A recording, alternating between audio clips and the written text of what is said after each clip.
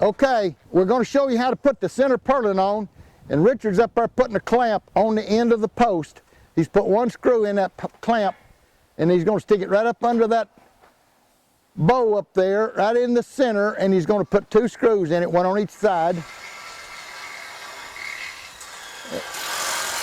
And that's what holds that center purlin in there.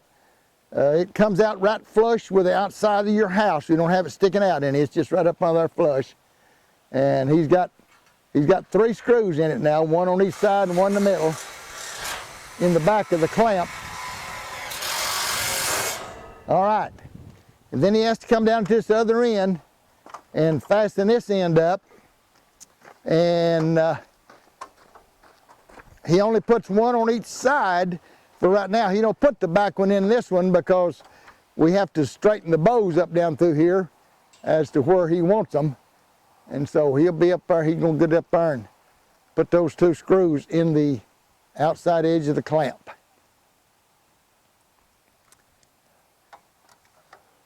And he puts it right in the center. And he just puts the one on the 2 outside screws because he's gonna move this bow when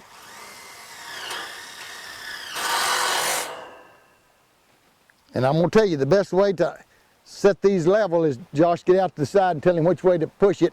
You can sight these in, you don't have to put a level or anything on them. And let's see, Richard, it's easy now.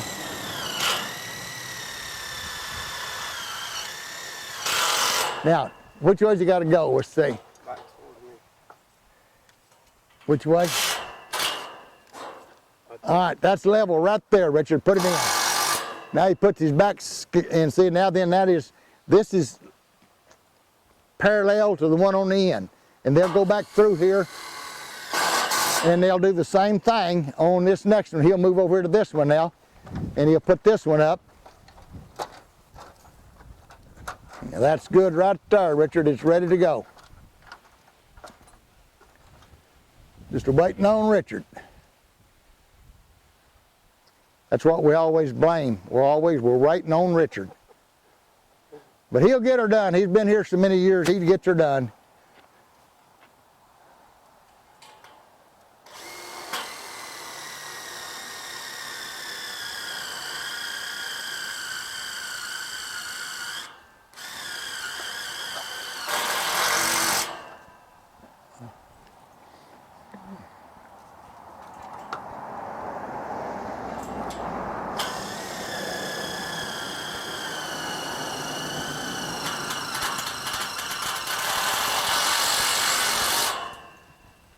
All right, and that's the way it is. Now he's got to put a screw in the back side of it to hold it together. I'll show you what these clamps are that he's putting up there. You can see it's a little clamp like into this. It's got a hole in each end, and he puts a screw in this one and a screw in that one, and then he puts a screw right here at the back to hold this pipe so it can't slide either way in it. So anyway, they do a good job of it. It's a good stout house, and like I say, we can afford to guarantee it against tornadoes because we never lose one in a 20-foot wide or a 14-foot wide. The only thing a person has to do is every now and then, you know, every month or so, is to retighten the ropes that's holding the plastic on, because we want them ropes real tight, holding that plastic where it does not move.